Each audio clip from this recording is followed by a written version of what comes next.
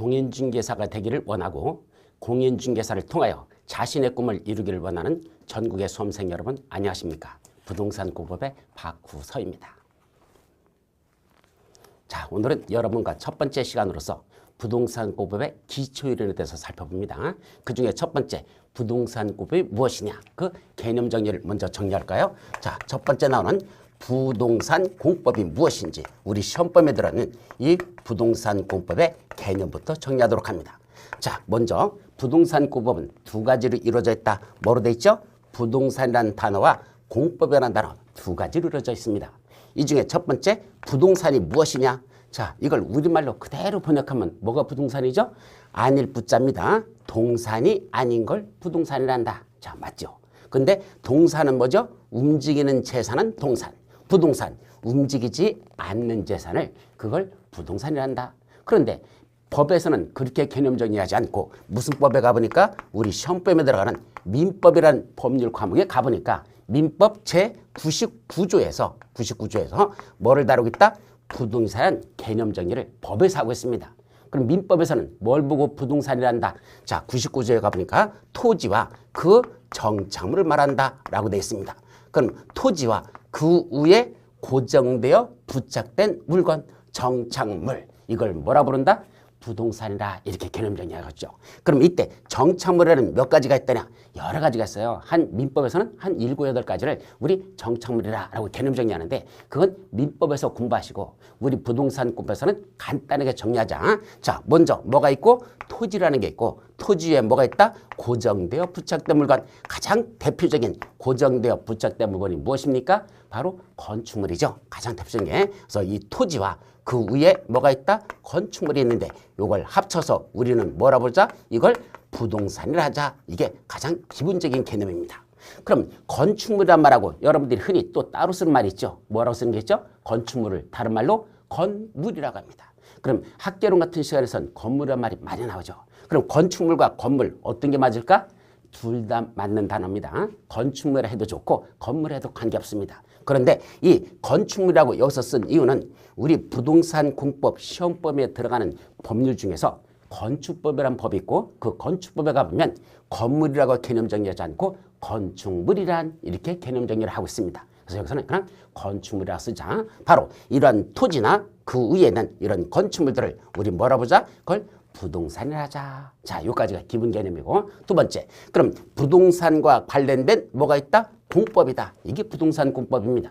그럼 이 공법이라는 법은 무슨 법일까? 우리가 법이라는 걸 크게 개념 정리할 때 둘로 나눠서 합니다. 첫째는 공법이라는 법이 있고 그거와 대비되는 개념으로서 사법이라는 개념이 있습니다. 공법과 사법이라는 개념을 나누자. 그럼 이때 공법은 뭐 하자는 법이냐?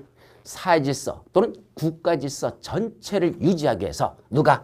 국가 또는 지방자치단체인 이 행정청이 누구 보고? 국민들 보고 함부로 하지 말라고, 니들 멋대로 하지 말라고 뭔다? 규제하는 내용을 다루고 있으면 이걸 우리 무슨 법이라 하자? 공법이라 하자. 자, 공법 다시 말하면 사회질서 전체를 유지하기 위해서 국민들 보고 함부로 하지 말랍니다. 이럴 때는 이것만 하라. 또 이럴 때는 이런 건 하지 말라. 이렇게 하라 하지 말라. 그런 규제하는 내용을 다루면 이걸 다 우리 뭐라 하자? 공법이라 하자. 이때 규제만 하고 끝날까요? 아닙니다. 규제했는데 하지 말라고 그랬는데 그중에 국민들 중에 뭐하는 분이 계시다? 그런 걸 위반하는 사람들이 있습니다. 그럼 그런 위반한 사람에 대해서는 그냥 내버려 둡니까? 아닙니다. 거기다는 뭘 둔다? 일반적으로 처벌하는 규정들이 많이 들어있습니다.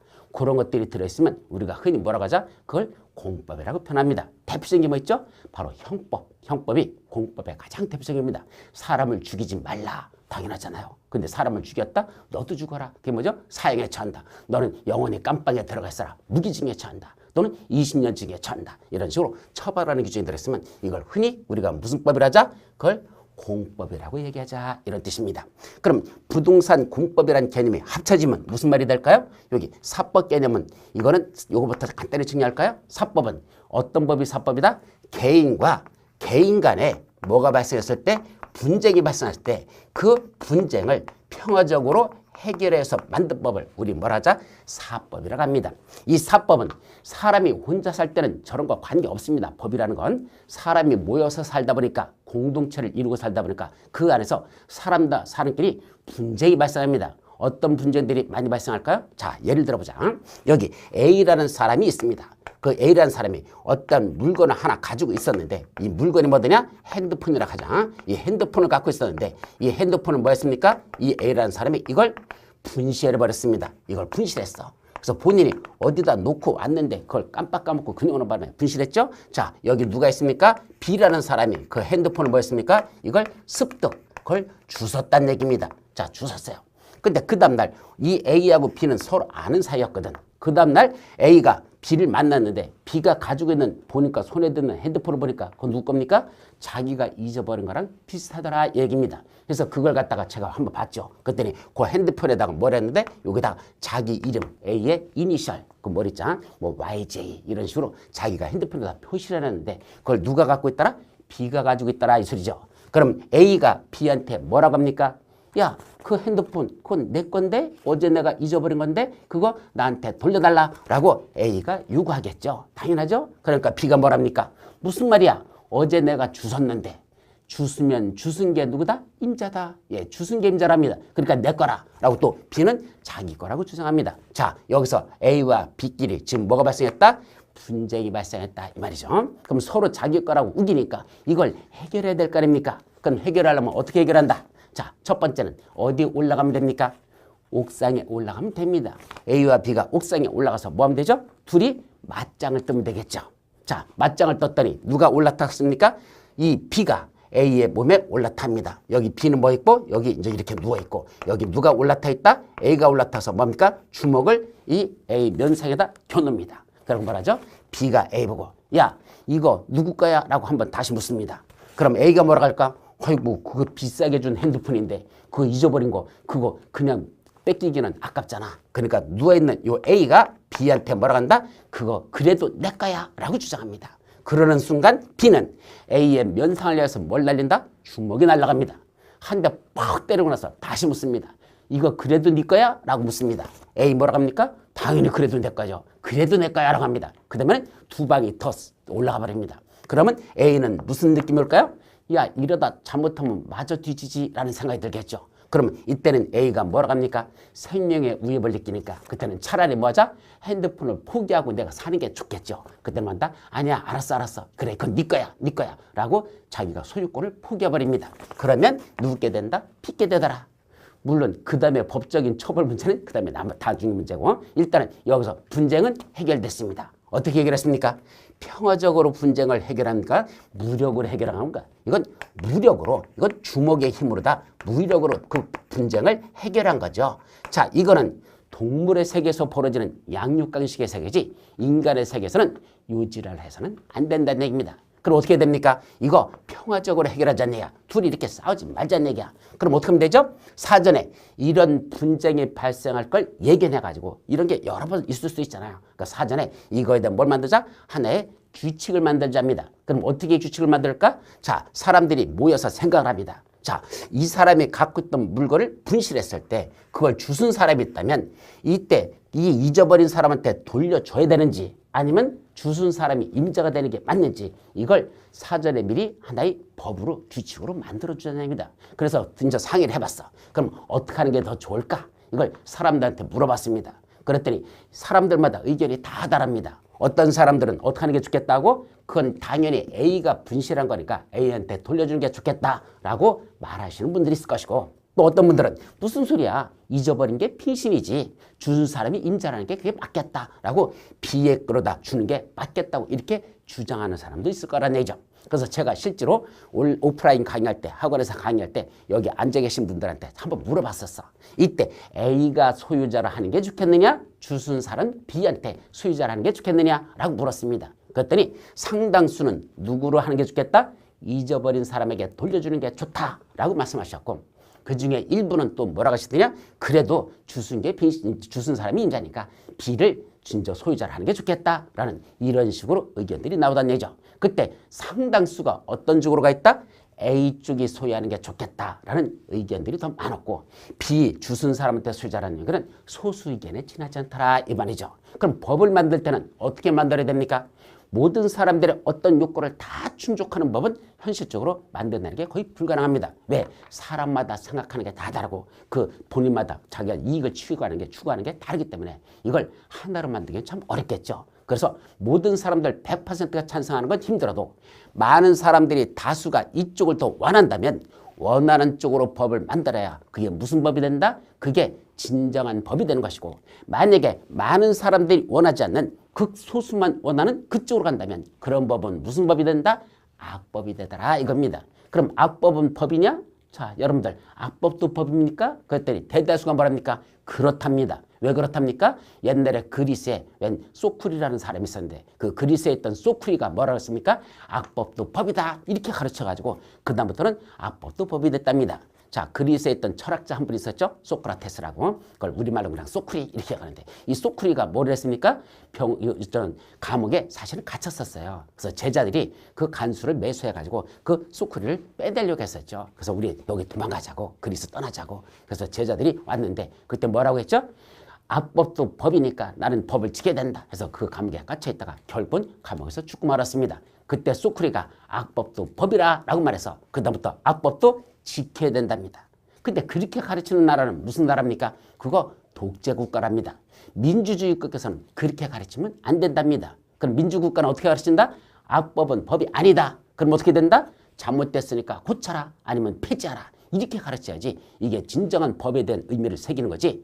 잘못된 법도 그대로 법이라고 지키라고 강요하는 건 이거는 잘못된 나라라. 그렇게 교육을 시키랍니다. 이게 민주국가다 이렇게 말합니다. 자, 그렇다면 여기서 분쟁이 발생했을 때 A가 소유하는 게 다시 돌려주는 게 좋겠다는 사람이 더 많다면 그쪽으로 법을 만들자는 얘기죠. 그래서 A는 자기가 돈 주고 샀으니까 뭘 갖고 있다? 소유권을 갖고 있고, B는 실질적으로 자기가 그걸 갖고 있으니까 실질적 지배력을 행사하니까 점유권을 갖고 있습니다. 그때 소유권과 점유권이 지금 부딪혔죠? 분쟁이 발생했죠? 이때는 누구한테 우선하자? 소유권 가진 사람에게 우선권을 주는 게 맞다는 얘기입니다. 그렇게 법을 만들었습니다. 무슨 법에서 그렇게 돼 있다?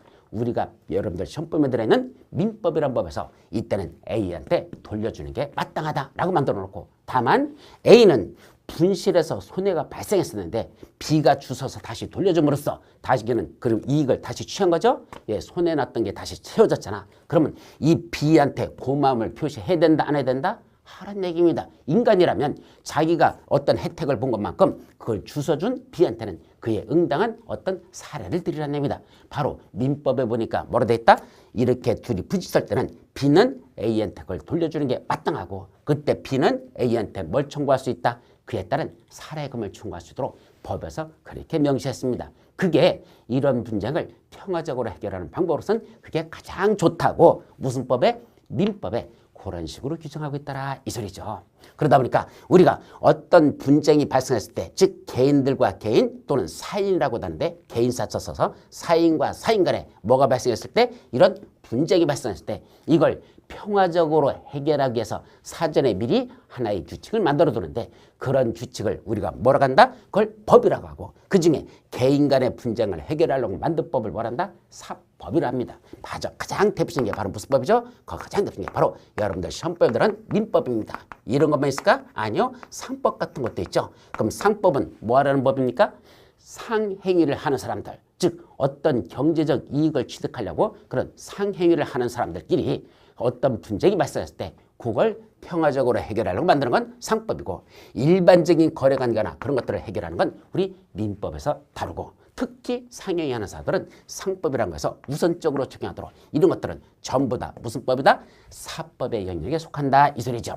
근데 이 공법은 그게 아니고 개인들 간의 분쟁을 해결하려고 하는 게 아니고 국가 질서 또는 사회 질서 전체를 유지하기 위해서 누가? 국가나 또는 지방자치단체인 행정청이 누구 보고? 국민들 보고 네 멋대로 하지 말라고 주재하는 법을 그걸 무슨 법을 하자? 공법을 한다 이런 뜻이죠.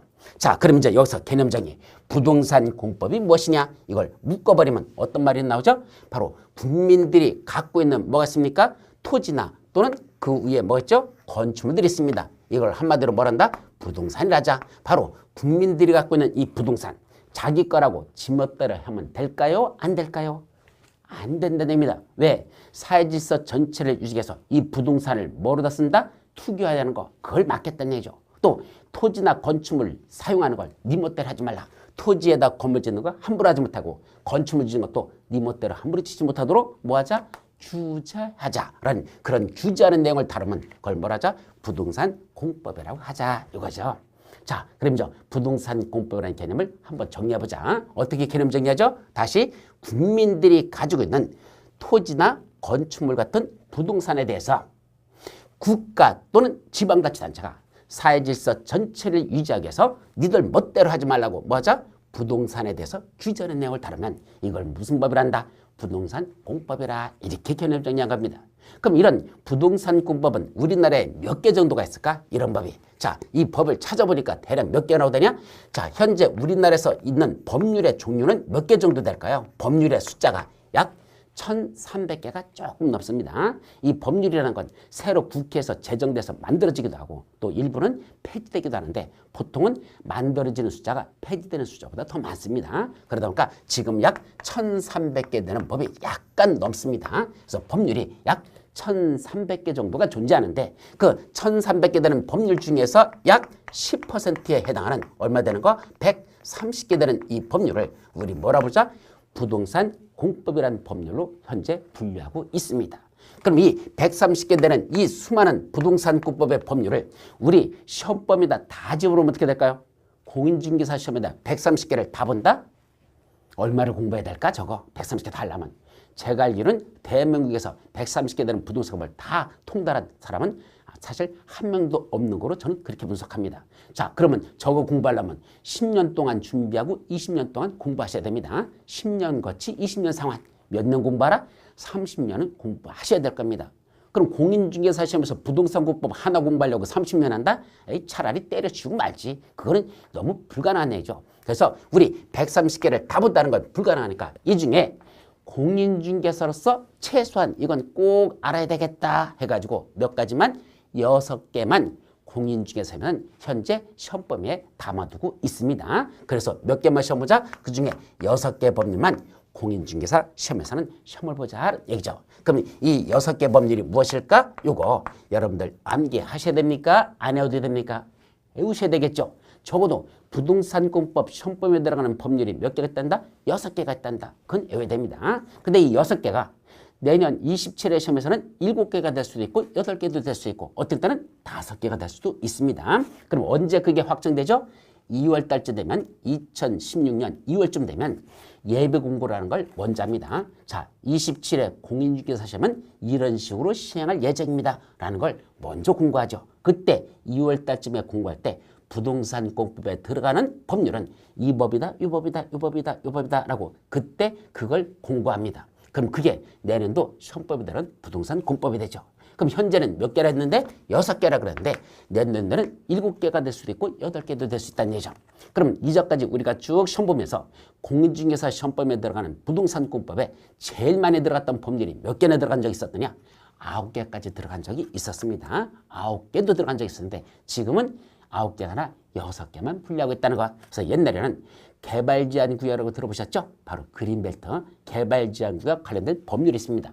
개발제한구역의 지정 및 관리에 관한 특별조치법이라는 법이 있는데 그 법도 우리 시험범위에 들어갔었고 근데 지금은 그건 빠져있고 또 옛날에 산림법이라는 법이 있었죠. 지금은 산림법이라는 법은 폐지하고 산림법이 다시 세수로 다 분리됐는데 지금은 그중에 이제 대표적인 게 산지관리법이라는 게 있습니다. 즉 산 같은 걸 소유하고 거기다가 건물 짓는 걸 함부로 짓지 못하게 규제하는 게 산지관리법인데 그 산지관리법에 관련된 내용들은 지금은 시험법에서 사라졌습니다. 그럼 왜 산림법 같은 옛날에 그 법은 사라진 이유가 지금 시험법에서 빠진 이유가 뭘까? 자, 공인중개사 하시면서 저 시골 같은 데 사시면 그래도 산림이라도 좀 몇 개는 산 같은 건 몇 개 중개하는 건 하실 겁니다. 근데 어디에 있으면서 이런 도심 한가운데 있으면서 아파트 단지 앞에서 전월세 매매하시는 분이 그런 산을 갖다가 평생 동안에 중개 몇 개나 하겠습니까? 아마 거의 평생 동안 한 개도 중개하는 경험이 거의 없을 겁니다. 근데 거의가 산림을 팔아먹는 건 중개업자로서 평생 한 건 중개 활동하는 그런 법을 굳이 우리 시험법에다 넣어가지고 여러분들 고생시킬 필요가 있느냐 이 얘기죠. 그래서 그런 건 야 거의 중개가 이루어지지 않는 산림 같은 건 굳이 우리 시험법에 넣지 말자. 그래서 그런 건 빼버렸습니다. 상당히 바람직한 거죠. 그래서 지금은 몇 개만 남았다? 6개만 우리 시험범위에 들었는데 이 6개도 절대로 작은 분량이 아닙니다. 상당히 많습니다. 그러나 이 6개 법률은 정확하게 명칭이 무엇인지는 여러분들이 암기하셔야 됩니까? 안 해도 됩니까? 암기하라는 얘기입니다. 그럼 어차피 이래도 저래도 외울 거라면 언제 오자? 지금 당장 right now 지금 당장 오시라는 얘기입니다. 그래서 이런 건 여유를 갖고 다음에 오자 이거 아니에요. 오늘 첫 수업이니까 기초 수업이니까 까짓 거 한번 들어보자 이런 자세는 안 됩니다.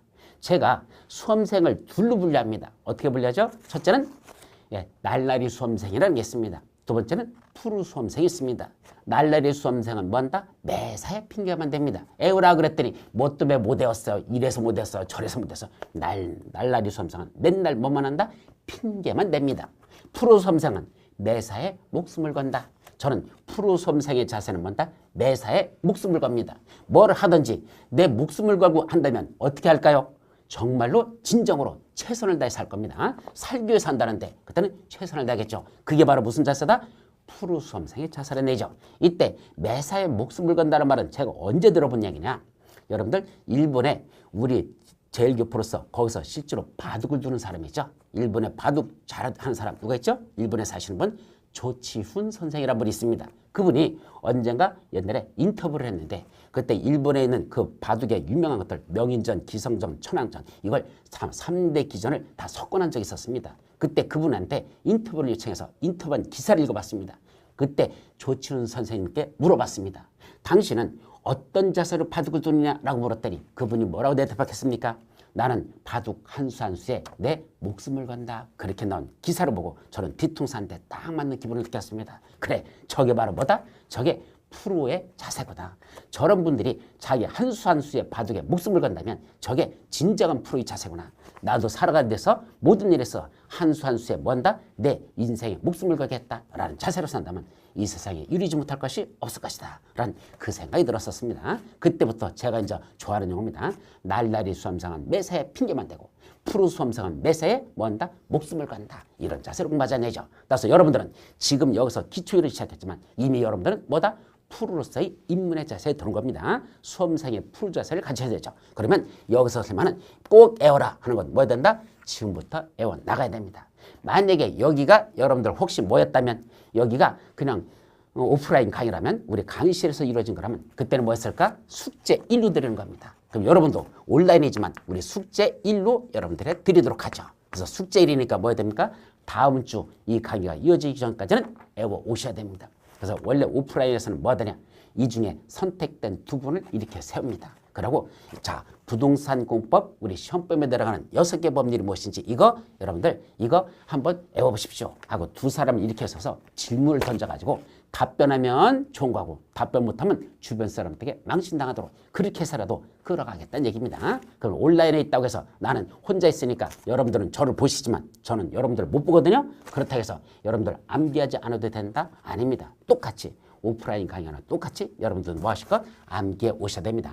자, 그게 여러분들 오늘 드린 자료에 첫 번째 보니까 시험법률 해가지고 요 쭉 나오죠? 자, 첫 번째 뭐가 있습니까? 국토위계 및 의무에 관한 법률이라는 게 나옵니다. 두 번째 도시개발법 나오죠? 세 번째 도시 및 주거환경 정비법, 네 번째 거기 건축법, 주택법, 농지법 이렇게 나오는데 우리 그 순서에서는 주택법이 먼저 나와 있고 그 다음에 그 밑에 뭐가 있고 건축법이 있고 그 다음에 마지막 농지법 이렇게 나옵니다. 자, 이 중에 주택법이 먼저 나오고 건축법이 나오고 농지법이 나오는 이거는 시험 문제에 나는 순서대로 표현한 겁니다. 그래서 첫 번째 나오는 게 뭐다? 국토의 계획 및 이용에 관한 법률이라는 게 제일 먼저 나오고 국토의 계획 및 이용에 관한 법률이라는 게 나오죠. 상당히 법률 제목이 길어요. 자, 그래서 이게 첫 번째 시험범위에 들어가는 거고 두 번째가 무슨 법? 도시개발법이라는 게 있고 세 번째가 도시 및 주거환경 정비법하고 돼 있죠. 자, 그러면 각각의 법률의 가장 기본적인 특성들만 정답 보자. 도시 및 주거 환경을 뭐하자? 정비하는 법 이렇게 됐습니다. 자, 그럼 각각의 법률의 순서로 본다면 강의는 어떻게 이루어진다? 먼저 국토위계 및 이용에 관한 법률 먼저 설명 들어갈 겁니다. 그 다음에 도시개발법, 그 다음에 도시 및 주거환경 정비법, 그 다음에 순서는 건축법을 먼저 강의하고 주택법을 나중에 가는 게 일반적입니다. 저도 그렇게 강의는 이루어지죠. 그럼 건축법을 먼저 이해하고 주택법을 공부하는 게 여러분들이 공부하는 순서로서는 더 부담이 없고 더 좋다는 얘기입니다. 그래서 강의 순서는 둘이 바뀝니다. 그러나 시험 문제는 어떻게 난다?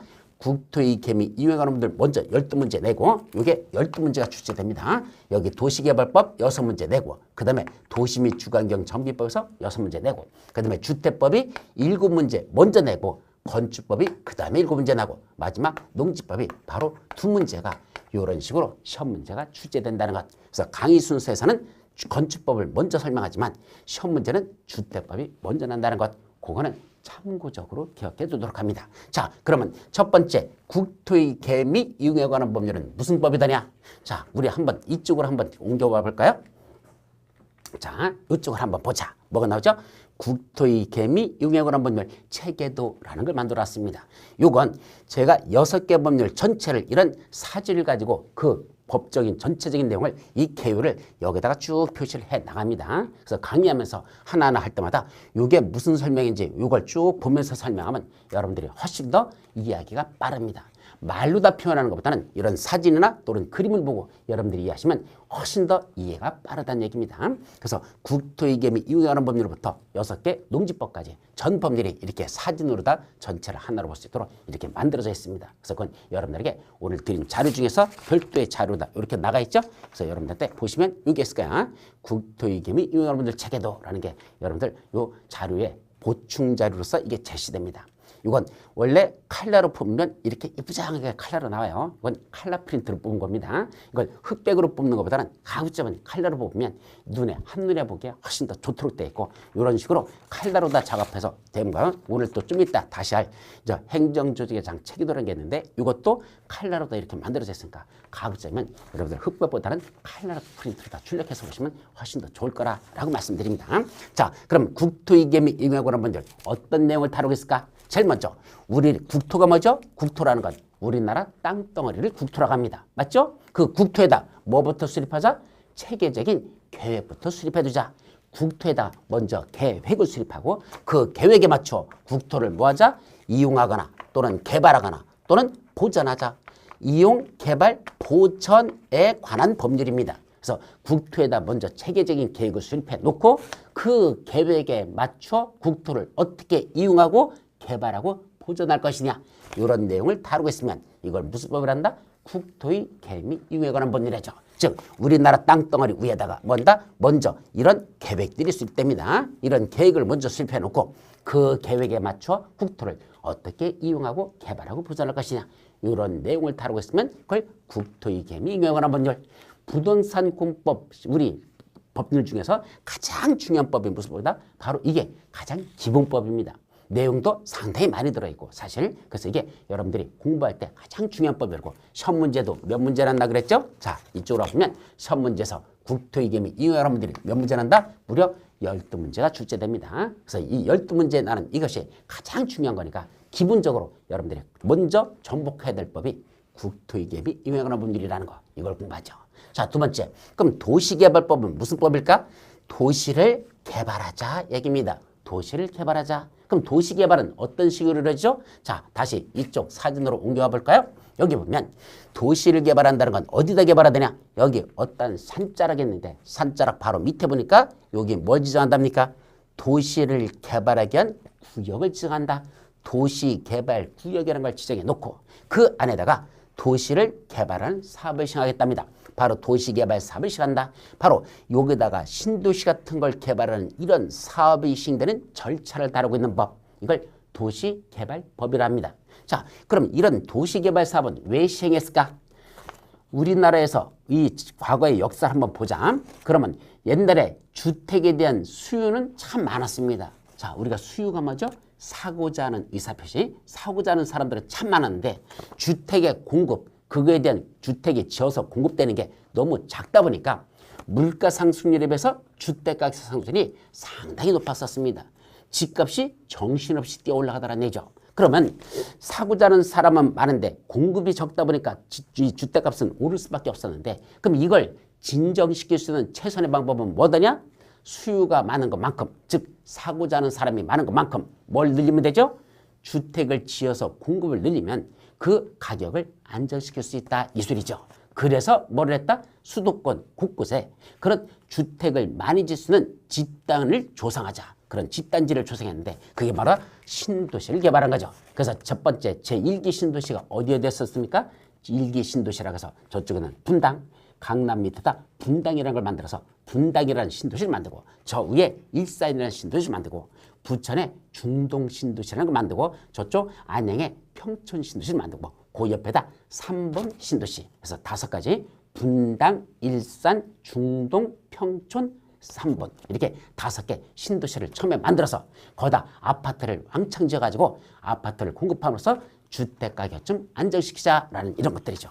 근데 그거 한 번으로 끝났습니까? 아니죠. 2기 신도시, 3기 신도시 이런 식으로 최근에 보니까 수도권엔 판교 신도시도 만들었었고 수원에 광교 신도시가 만들어집니다. 이와 같이 주택을 많이 지어서 주택에 대한 공급을 위해서 주택가격을 안정시키자라는 그런 목적으로 무슨 사업이 시행된다? 도시를 개발하는 사업이 곳곳에서 시행되더라. 그런 사업 시행 절차를 다루고 있으면 그걸 무슨 법을 하자? 도시개발법. 이것도 우리 시험법에 들어갑니다. 자, 그 밑에 세 번째가 무슨 법이 있었죠?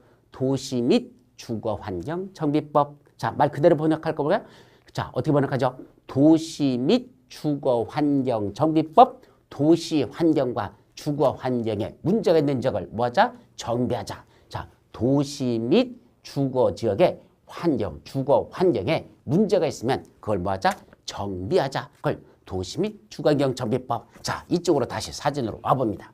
자, 여기가 지금 어떤 도시가 하나가 형성돼 있는데 이 도시를 한번 들여다보면 최근에 지어가지고 전혀 문제가 없는 이런 아파트, 새 아파트들이 있는 지역이 있는가 하면 이미 건축물 지은 지 수십 년이 지나가지고 5, 60년이 지나고 어떤 건 100년도 지나가지고 건물들이 노불량화된 건축물들이 밀집되어 있는 이런 지역들도 존재하다는 얘기죠. 그럼 이런 노불량 건축물이 밀집되어 있는 이런 지역은 도로도 엉망일 거고 건물도 낡아서 언제 붕괴될지도 모르는 이런 위험한 지역들이죠. 그럼 이런 지역들을 그냥 방치해야 됩니까? 다시 정비해야 됩니까?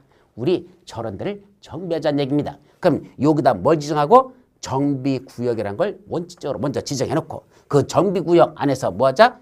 정비사업이라는 걸 시행하자입니다. 이때 정비사업이라는 게 뭐다?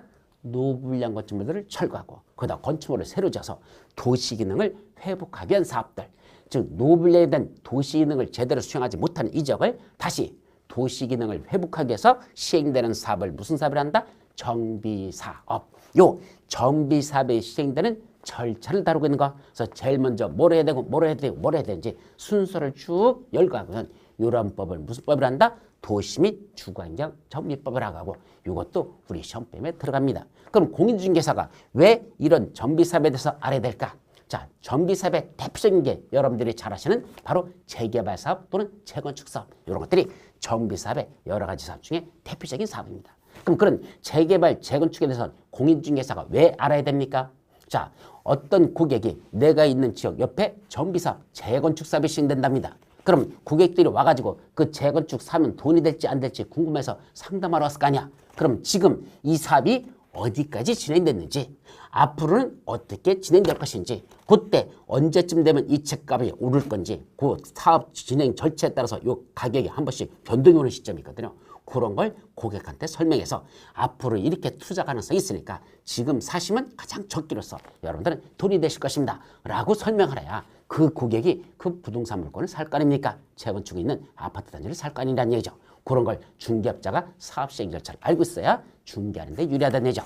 공인중개사 그래서 이런 사업에 대해서도 알아야 된다 이런 얘기입니다. 자, 그리고 이제 네 번째 뭐가 나오죠? 바로 주택법이라는 법이 여기 시험법에서 나온다. 그럼 주택법은 뭐 하자는 얘기야? 강의할 때 주택법을 먼저 강의하지 않고 건축법을 먼저 강의한댔죠. 그럼 건축법을 먼저 설명하자. 자, 건축법은 뭐 하자는 법일까요? 어떤 토지 위에다가 우리는 토지 위에다 뭐자? 건축물을 짓겠답니다. 그럼 건축물 함부로 지으면 된다 안 된다? 안 된다는 얘기죠. 우리가 아까 부동산 공법이 뭘 부동산 공법을 한다? 국민들이 갖고 있는 토지나 건축물 같은 부동산에 대해서 함부로 하지 못하게 규제하겠다 그랬었죠. 그중에 건축법은 뭘 규제한다? 건축물 짓는 걸 함부로 짓지 못하게 규제하겠다는 얘기입니다. 그럼 어떤 방법으로 규제하죠? 첫째는 건축물 지으려면 뭐 바꿔줘라? 함부로 짓지 말랍니다. 건축 허가라는 걸 바꿔줘라. 여러분들도 잘 아시는 용어죠. 다만 건축물 중에서 그렇게 중요하지 않은 것, 크지 않은 규모가 작거나 그렇게 별로 중요하지 않은 건 굳이 허가까지 받을 필요는 없고 건축 신고만 함으로써 허가 받은 걸로 봐줄게 라는 신고사항도 있습니다. 그러나 원칙적으로 건축물 건축할 때는 뭐 받고 지어라? 건축 허가를 받고 지으랍니다. 그럼 허가만 받고 짓는다 해서 허가 아무렇게나 내줄까? 아니겠죠. 건축물 지을 때 그 대지에 그런 건축물을 건축하는 게 허용되는지 아무 땅이나 아무 건축물 짓는 게 허용되는 게 아닙니다. 이런 땅에 이런 건물 짓는 게 가능할까요? 이런 것들. 이런 업종이 들어오는 게 가능할까요? 또 이런 규모로 짓는 게 가능할까요? 또 거기다 건축물 지을 때 구조적으로 안전하게 지어야 되지. 잘못 져가지고 얼마 살지도 못하다 붕괴돼가지고 깔려 죽어버리면 옛날에 무슨 사건이 있었죠? 삼풍 백화점 같은 이런 사고 나면 얼마나 심각한 겁니까? 따라서 구조적으로 안전하게 짓도록 이런 내용을 다루고 있는 법, 무슨 법? 건축법도 여러분들 시험법에 들어갑니다. 그럼 나중에 어떤 땅을 하나 사가지고 건물 지으려면 무슨 법이 원칙이다?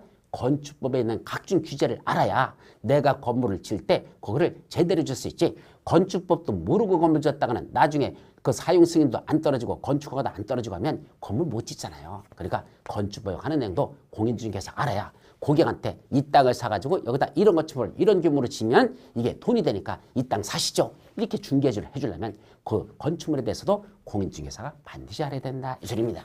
자, 그럼 주택법은 뭘까? 그 밑에 있는 주택법. 주택법은 주택에 관한 법이죠. 근데 내가 단독주택 하나만 짓는다고 한번 가정해보자. 그럼 단독주택 하나 지을 때는 주택법을 적용할까? 아닙니다. 그건 주택법이 아니라 그건 건축법을 적용합니다. 자, 쉽게 말하면 내가 어떤 전원주택을 하나 지으려고 한다면 그 집 한 채 지을 때는 뭐 받고 짓는다? 건축 허가 받고 짓는 거지. 그건 주택법을 적용받는 건 아니라는 얘기입니다. 그럼 주택법은 어떤 데다 적용된다? 주택을 짓는데 한 채, 두 채, 열 채 이런 식으로 짓는 게 아니라 규모가 더 클 때 원칙 단독주택은 30호 이상 지을 때 공동주택은 30세대 이상 지을 때 그때 무슨 법이 적용된다? 그때 주택법이라는 걸 정의합니다. 그래서 그때는 건축법상 건축 허가받고 짓는 게 아니고 주택법상 뭐 받는다? 사업계획 승인이라는 걸 받아요. 그 이제 나중에 주택법에 들어가서 세부적으로 배우는데 건축법상 건축허가 받고 짓는 게 아니고 무슨 법상? 주택법상 사업계획 승인이라는 걸 받고 짓도록 됐단다. 즉 조금 짓는 게 아니라 주택을 많이 짓고자 할 때는 건축법이 아닌 건축허가 받는 게 아니라 주택법상 사업계획 승인을 받아야 되죠. 그럼 건축허가하고 사업계획 승인은 뭐가 다를까? 건축허가는 그 대지만 보고 합니다. 그 땅만 보고 그 땅에 그런 건축물을 지을 수 있는지 없는지 그때 그런 규모로 짓는 게 가능한지 불가능한지 이런 것만 따져가지고 거기다 그렇게 짓는 건 괜찮겠다? 알았어, 너 줘. 이게 건축허가입니다. 자, 반면에 주택법상 사업계획 승인 받고 짓는다는 건 조금 짓는 게 아니라 주택을 많이 짓다 보니까 그렇게 많이 지어도 주변에 어떤 특별한 어떤 해를 끼치지는 않을 것지 어떤 위험 요소가 없는지 그걸 다 검토해가지고 주변 요소를 다 검토하는 건 첫 번째 주택을 많이 짓게 되면 그에 따라서 교통량이 늘어나겠죠. 아파트 3,000세대 한번 짓는다고 가정해 보십시오. 그러면 차량이 3,000대 이상이 늘어난다고 봐야 됩니다. 그 아파트 이제 사람들이 입주하면 3,000세대 이상이 있다면 차량도 보통 한 세대당 차 한 대는 있다고 가정한다면 3,000대는 보통 차가 들어오죠. 그럼 아침에 출근할 때 그 수많은 차들이 쏟아져 나올 건데 현재 있는 이 도로가 과연 그 교통량을 감당할 것이냐를 따져서 교통영향평가를 해가지고 문제가 없단다. 그러면 3,000세대 지도로 사업계획 승인해 주겠다는 뜻입니다. 또 그렇게 짓기 위해선 산자락을 까먹겠는데 산자락을 깨먹게 되면 혹시 산사태 같은 게 나가지고 어떤 위험요소는 없을 건지 많이 하기 위해서 산자락을 까먹었을 때 산사태 같은 재해 영향평가를 해가지고 그게 문제가 없다면 그때는 사업계획 승인해 주겠다는 얘기입니다. 자, 또 그렇게 많이 짐으로써 주변의 환경에 어떤 영향을 미칠 것인지 환경 영향평가라는 것도 해가지고 이상이 없다. 그때 비로소 뭘 내준다? 사업계획 승인을 내줍니다. 즉 건축허가 받는 건 그 대지 하나만 보고 허가 내주지만 사업주택법상 사업계획 승인하는 건 그 주변 여건까지 다 따져봐가지고 이상이 없다고 할 때 그때 사업계획 승인 내줘서 주택법에서 그렇게 주택을 짓을 수 있도록 그렇게 하겠다는 얘기입니다. 그럼 짓는 것만 주택법이 있을까? 아닙니다. 또 하나 이 주택이라는 게 우리나라에서는 주거 기능만 수행하는 게 아니라는 데 사실은 문제가 있습니다. 자, 주택이란 원래 뭐 하려고 하는 거죠? 먹고 자고 하는 주거 기능이 최우선이죠. 근데 우리나라는 집을 매입한다고 할 때 뭐부터 봅니까?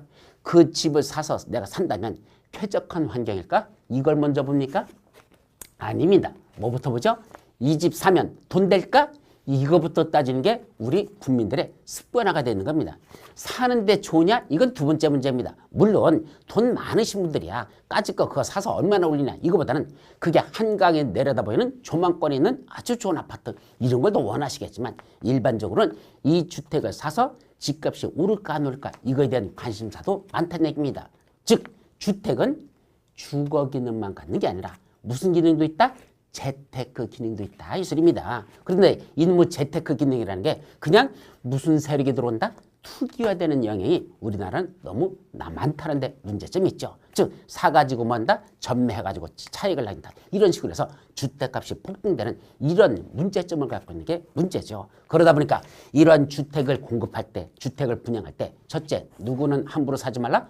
투기 세력들은 함부로 들어오지 못하게 그걸 규제하는 내용이 필요할 것이고 또 주택을 공급해서 짓는 건설업자들도 함부로 건설해서 공급하지 못하도록 규제하는 이런 주택의 공급에 관련된 규제 문제가 필요한데 그런 것들을 어디서 다룬다?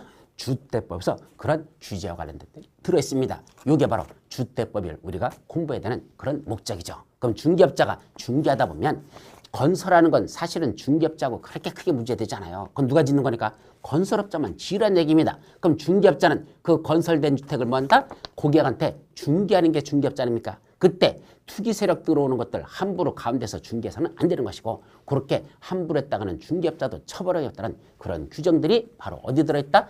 주택법에서 그런 규정을 둠으로써 주택의 공급을 정말로 필요하는 사람들만 실수요자만 공급될 수 있도록 하는 그런 내용들을 주택법에서 다루겠습니다.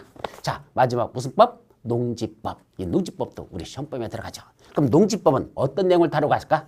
자 농지라고 하는 건 언제든지 뭐 될 수 있다? 투기화될 수 있다는 걸 조심하라는 얘기입니다. 왜요?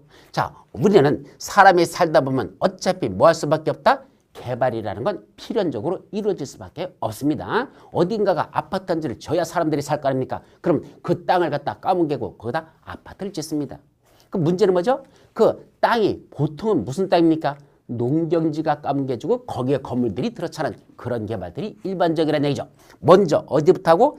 평지를 먼저 개발하고 그러고도 개발할 땅이 없으면 그때는 어디로 올라간다? 산자락으로 기어 올라가서 산자락을 까먹기 시작합니다. 그러니까 먼저 평지 개발이 먼저고 그 다음에 산 개발은 그 나중에 문제라는 얘기입니다. 그럼 이 평지에는 통상 뭐가 있다? 농경지들이 펼쳐져 있다는 얘기죠. 그런 농지를 갖다 까먹고 거기 개발이 이루어집니다. 그럼 이 농지는 값이 그렇게 비싸지 않아요. 근데 그게 개발이 된다 하면 그 농지값이 그러니까 몇 배로 뛸 수 있습니다. 자, 여러분들 삼성전자 제3공장이 들어가는 지역이 있습니다. 어디죠? 바로 평택의 고덕지구라는 데가 있습니다. 현재 우리나라 제 첫 번째 기업으로 치는 삼성전자가 제1공장은 현재 수원 영통에 삼성전자 제1공장이 있습니다. 제2공장은 어디다? 바로 그 밑에 있는 동탄에 제2공장이 있습니다. 그것만 갖고 부족해서 제3공장 약 15조 원 이상을 들여서 새로 개발하겠다는 제3공장이 어디다? 평택에 있는 거기 고덕지구라는 데입니다. 그 고덕지구가 그런 처음에 삼성전자 들어오기 전에는 그런 계획이 나오기 전에는 거기 땅값 얼마였을까요? 별 볼일 없습니다. 거기 농지값 2만 원밖에 안 가당합니다. 평당 2만 원 이랍니다. 요새 얼마인가 하고 그쪽에 있는 사람들한테 물어봤습니다. 얼마랍니까? 보통 얼마 정도 될 것 같아요? 2만 원짜리 땅이 거기가 개발된다고 하면서 얼마가 됐을까? 상상을 초월할 정도로 금액이 올라갑니다. 얼마? 200만 원 내지 300만 원입니다. 그럼 평당 2만 원 땅값이 지금 평당 200만 원을 넘어섰다? 몇 백 올라갑니까? 100배 올라갑니다. 그럼 1000평만 가진 사람은 얼마짜리죠? 옛날에 1000평 갖고 있던 그 농지는 얼마밖에 안 됐어? 1000평에 2만 원이니까 2천만 원짜리죠. 근데 그게 얼마 됐다? 200만 원 올라가면 지금 얼마입니까? 20억짜리가 된 겁니다. 2천만 원의 땅값이 20억짜리가 됐다. 100배 올랐으니까 이렇게 됐다는 얘기죠. 농지는 언제든지 개발만 됐다면 뭘 터뜨린다? 대박을 터뜨린다는 데 문제가 있습니다. 그러면 돈 있는 사람들은 어디 있는 걸 사버리면 되죠? 이렇게 개발된 주변에 있는 농경지 사놓고 기다리면 되는 겁니다. 어차피 언젠가는 거기도 개발이 될 것이고 개발되면 그거 몇 배로 오를 거라는 얘기입니다. 그런 식으로 투기 세력들만 들어와서 농지를 사가지고 기다리고 그 사들인 농지는 지가 농사 짓는 것도 아니고 그 지역에 있는 농민들에게 소작농식으로 임대해가지고 그 사람들하고 농사 짓게 하고 자기는 그냥 때만 기다리면 된다는 얘기입니다. 이런 식으로 농지는 언제든지 뭐 될 수 있다? 투기가 될 수 있다는 얘기다. 그럼 이걸 막아야 됩니까? 안 막아야 됩니까? 막자는 얘기입니다. 그래서 무슨 법을 만들었다? 농지법. 그럼 농지법에서는 무슨 내용을 다룬다? 바로 농지는 아무나 소유하지 말라 얘기입니다. 그럼 농지는 누구만 소유할까? 농업 경영에 이용하거나 이용할 자가 아니면 소유할 수 없다. 즉 농사 지으려고 하는 사람만 농지를 소유하지 농사 짓지 않고 자기 계산과 책임하에 농사 짓지 않는 자들은 농지를 소유하지 못하도록 원칙적으로 그렇게 법을 만들어 놓은 거. 그게 무슨 법? 농지법이고 더 나아가서 농지법에서는 농지를 생산성을 높이기 위해서는 효율적으로 이용해서는 농지용을 함부로 하지 못하게 규제하는 또 그런 내용도 있을 것이고 더 나아가서 농지는 언제든지 뭔다? 까문 게 져서 사라질 가능성이 높습니다. 왜? 개발이 이루어지니까. 그래서 농지를 보존하기 위해서는 함부로 개발해서는 안 되겠다. 자, 첫째는 농사만 전담으로 짓는 지역. 바로 농사만 전담으로 짓는 지역 농업진흥지역이라는 걸 지정해서 여기서는 농사만 짓고 가구점은 다른 걸 하지 말라라는 농업진흥지역이 무엇인지 그런 게 농지법에서 나오고 더 나가서 이 농지는 언제든지 까문 게 있어서 개발이 이루어진다 그랬죠? 이렇게 농지를 농사 짓는 목적이 아닌 다른 목적으로 쓰는 걸 뭐라 부른다? 농지를 전용한다. 다른 용도로 바꾼다. 이게 전용이야. 즉 농지를 전용해서 다른 용도로 쓰려고 합니다. 대표적인 게 뭐죠? 우리 밭이 있었는데 그걸 밭을 까문 개고 거기다 우리 집을 짓자. 또 여기 논이 있었는데 그걸 메꿔가지고 거기다 공장을 짓자. 이런 식으로 주택을 짓거나 공장을 짓는 걸 뭐라 부른다? 농지 전용이라 하는데 이거 함부로 하면 될까 안 될까? 안 되겠죠. 농지를 보존하기 위해서는 함부로 훼손하면 안 되기 때문에 농지 전용하려면 원칙적으로 허가받아라. 조금 규모가 작은 건 신고하거라. 또 농지를 다른 용도로 잠깐만 쓰려고 한다? 농지 타용도 다른 용도로 일시 쓴다? 그때는 타용도 일시 사용 허가받아야지. 함부로 일시 사용하면 안 된다. 등등. 또 농지를 까뭉개서 사라지게 되면 농지를 전용하게 되면 합법적으로 전용한다 하더라도 농지가 사라진 것만큼 다시 조성하기 위한 비용. 더 나가서 남은 농지를 제대로 관리하기 위한 비용을 농지 전용하는 자들에게 부과시킵니다. 그걸 농지 보전 부담금이라는 걸 부과시켜서 농지 훼손을 함부로 하지 못하게끔 하는 그런 법적인 규제 장치를 무슨 법에서? 농지법에서 다루겠다는 얘기죠. 이와 같이 우리 6개 법률이 우리 부동산법 형법에 들어간 법률 제목이라는 것. 자, 여기까지가 전체적인 개요를 설명했습니다. 자, 그럼 다시 부동산 공법의 형법에 들어가는 법률은 몇 가지가 있다? 6가지가 있다고 그랬고 뭐 있죠? 첫째, 국토위계 및 융에 관한 법률. 두 번째, 도시개발법. 세 번째, 도시 및 주거환경 정비법. 네 번째, 주택법. 다섯 번째, 건축법. 마지막, 농지법. 이 6가지는 여러분들이 반드시 right now 오늘 중으로 암기할 수 있는 데까지 외우셔야 된다는 거. 자, 그래서 요거는 다음 시간에 여러분들 물어봐도 바로 입에서 나올 수 있도록 그렇게 외워주시기 바랍니다. 요걸 부동산공법 시험범에 들어가는 법률 6가지라고 정의하죠. 자, 그럼 부동산공법의 개념에 대해서 한번 다시 쭉 중요한 것들 정리하자.